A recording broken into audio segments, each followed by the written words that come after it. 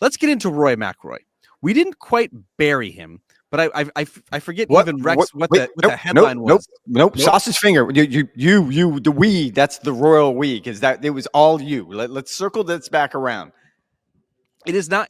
Listen, I was not burying Rory McIlroy. I was merely pointing out the historical trends that Rory McIlroy would have to reverse if he were to win this Masters.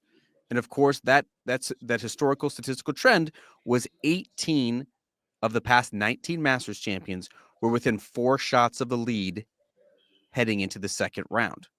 It's happened before, otherwise it'd be 19 of 19. And we would have considered it even longer. But Rory McIlroy, after an opening round 72, even par, after making 2 double bogeys in his last 4 holes, there was plenty of work to do. And Rory McIlroy got to work. He has vaulted all the way, Rex, from a tie from 27th all the way into a share of 3rd after a bogey-free 66, the 6th bogey-free round for Rory McIlroy at the Masters, the most of any players in the last 30 years. The word that comes to mind for me is resilience. How about as it relates to Rory McIlroy and what you saw on Friday? I started an email to our editor, Fred, and I was going to have him actually pluck that sound from last night's podcast. We have too much going on. There's too much work. We're all overworked this week. So I ended up not sending the email. But if we were able to pluck the sound, what you actually said was, based on this historical egg salad that you like to throw out of stats, which I all the time, I repeatedly tell you that, yes, it's important to understand what the trends are. But it's context. It's context. This is a volatile game that you can never actually write it off as this is going to be fact, because golf does not subscribe itself to those types of odds, because you get bad bounces, you get weird breaks, you get people who hole out from fairways. There's too much volatility when it comes specifically to golf. So I've warned you against it. And your line last night was you read off 6 players, of which Rory McIlroy was not one of them at even par, and your line was, these are the 6 players that have a chance to win the Masters. So, historically speaking, statistically speaking, historically speaking, those were the 6 players who had a chance to win the Masters. I know Rory McIlroy is a generationally great player, but if you were going historically, if you were going statistically, he had already run himself out of the mix. I'm asking you to dial back on the stat salad. Please just stop with the stat salad the rest of the week. I don't want to hear about what's happened 9 out of the last 10 times with the 36 18 hole of the lead, last 19. 54 hole lead. I will ridiculous. I will spare you.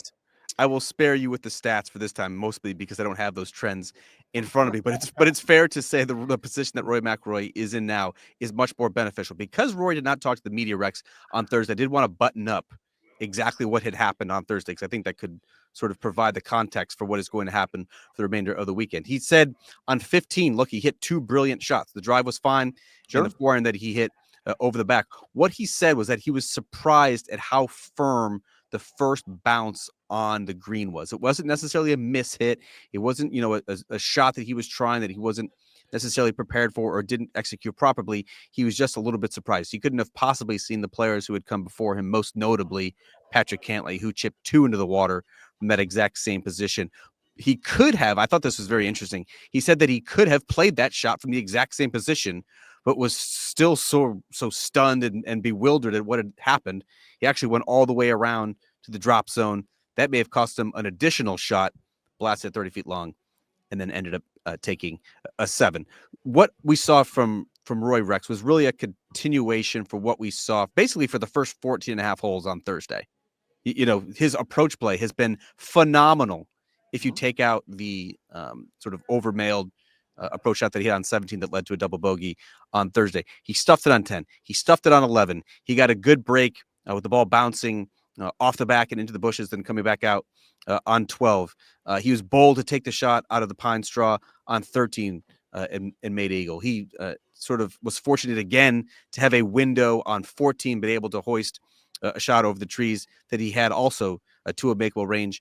And then he 2-putted for birdie on 15. I mean, the phenomenal approach play is the reason why Rory McIlroy has a chance to win this golf tournament, and with conditions expected to get a little bit firmer and more intense over the weekend, I think he has to be thrilled at the position he's now in, just 2 shots back. And we do need to button up a second thing, by the way. Thanks to all the readers on YouTube, all the comments that you made. Thanks to some friends here inside the media building from England. Hello, Neil. pointed out exactly. We got sort of lost in the weeds when it came to Indian summer, and Justin Rose referring to this stage of his career. I think both you and I understand what Indian summer means. Like it's a very late in the, let's say, early fall, whatever the case may be, heat wave. And what the reference was, and it took you and I a long time to come around on, so thank you very much, Neil, is that what he was saying, that I'm hitting a late heat wave in my career. He's in the autumn of his career, and he said a heat wave. We got it now. Thank you. We were a little slow on that one. To go back to the original question, resilient is what Rory said about today's round. And you used the word resilience. And I was fascinated by the idea that he didn't beat himself up a lot. He talked about he left here yesterday and he went home and he put Poppy, his daughter, to bed, and he didn't spend a lot of time dwelling on it. My guess, in the past, he probably would have stomped over to the range and tried to hit some balls and tried to figure out exactly what happened on those 2 holes that sort of robbed him. I'm still, again, go back to early in the week. I did not have enough bass in my voice. I will own it when the end of the week comes, even if Rory would win, that when you ask me my winner, because of everything we know about this place and the emotion and everything that goes into it.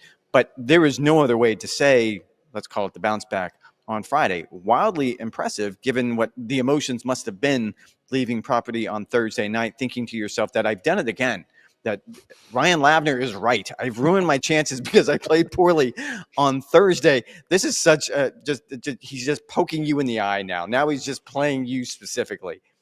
I mean, but this is what you love to see from Rory McIlroy. This is exactly what we've seen from him over these past 4 years in the major championships. Each year, he has given himself an agonizingly close chance to win a major championship, has come away. I'm not saying that that's how this is going to end. In fact, I think I would probably put him as my favorite at this point in the championship, but you have to credit him for not panicking, for realizing he's playing good golf, to sticking with the game plan that he had Jack Nicklaus, the greatest Masters champion of all, the greatest Grand Slam champion of all, basically validate him in saying that is exactly how I would go shot by shot at Augusta National. His game plan to this point, at least after 36 holes, a huge turnaround, and now he has a chance to finally claim that green jacket.